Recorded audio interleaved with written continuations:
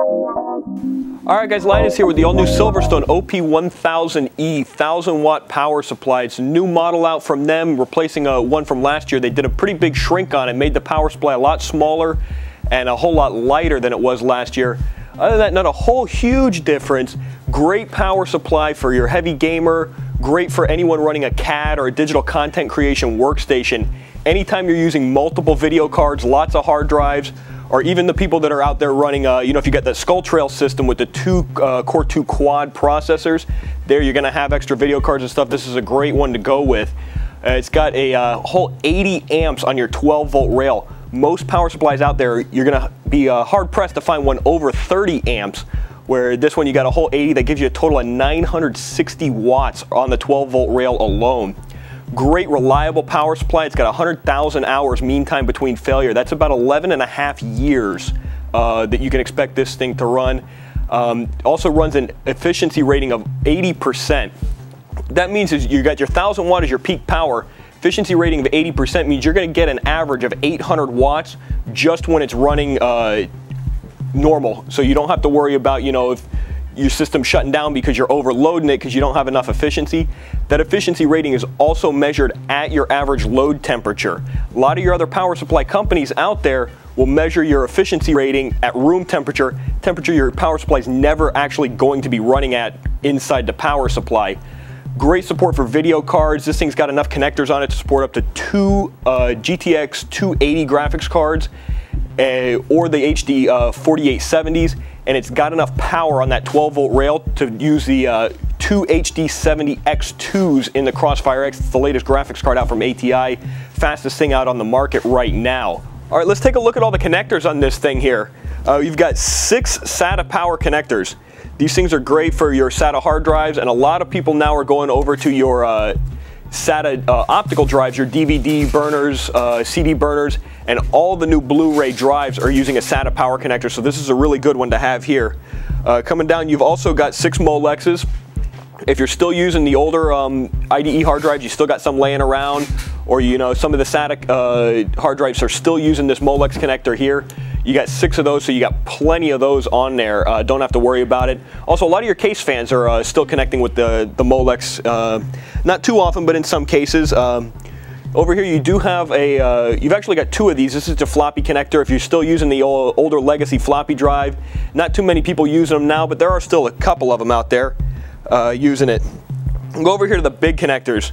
You've got your standard, pretty much standard 24-pin ATX main power connector.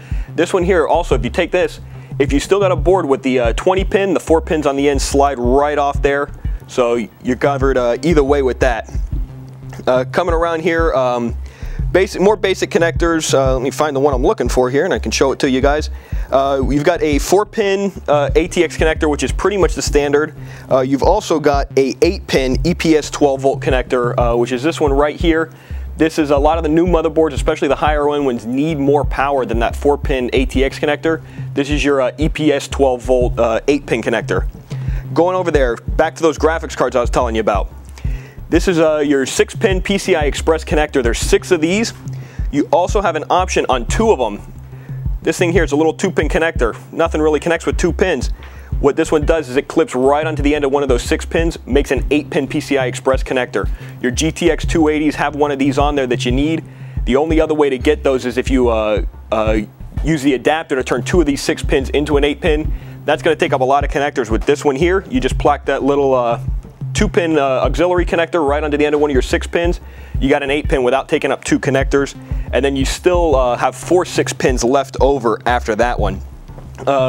Going over here towards the power supply itself, great matte black finish, nice compact size. The thing's very, very light. It only weighs about 5 pounds, where a lot of your 1000-watt power supplies, you got an extra several inches on the end of it, and you got an extra couple pounds there. Put this into a gaming box for going to a LAN party. Not going to have to worry about throwing a ton of extra weight around. A couple pounds doesn't seem like a whole lot, but when you got to carry that thing up a flight of stairs, it makes a pretty big difference. Notice right here, nice 120 millimeter fan, about standard on everything. Keeps the whole thing nice and cool. With a big old nice little vent on the back. You can see all the little connectors there. It's the standard run-of-the-mill connector to go from your wall into the power supply itself, and a switch. What you will notice on the back is there is no switch to go from 110 to 240. The power supply does support both that entire voltage range, but you don't actually have to switch it. The power supply has a sensor in there that will automatically switch it.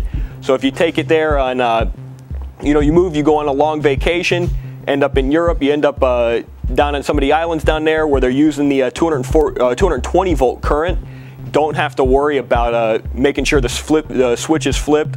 Or, if one of your kids runs around behind the computer and flips the switch on you, you don't have to worry, checking it, make sure you're not going to fry it by throwing in 115 volt when it's set to 220. This power supply is going to sense automatically and adjust itself. All right, guys, just to wrap things up here, got a great power supply, foolproof. You don't have to worry about the voltage, as I said earlier. Great thing, lot of voltage, ton of power, ton of current going through that 12 volt rail at 80 amps. Can run just about anything you need to on it.